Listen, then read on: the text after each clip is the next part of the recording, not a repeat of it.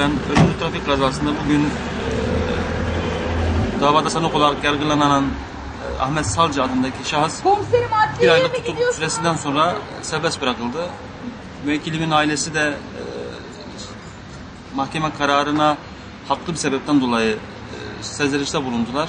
Zira sanık bir aylık bir tutuklama süresinden sonra serbest bırakıldı. Olayda asli kusurun tamamı şoförde. Müvekkilimizin vefat eden çocuğun herhangi bir kusuru olmadığı için müvekkilimin ailesi bu karara bu şekilde tepki gösterdiler.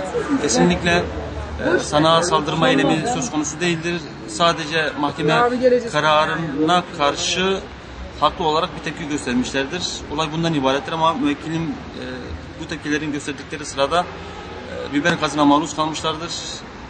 Sözü, yani sanığa çıktıktan sonra vicdanın rahat bir şekilde yatabilecek misin kelimesi nedeniyle şu an içeride 8 kişi tutulmaktadır, gözaltındadır ve hepsi de biber gazına maruz kalmıştır. Bu hususu kamuoyuna duyurmak istedim sadece.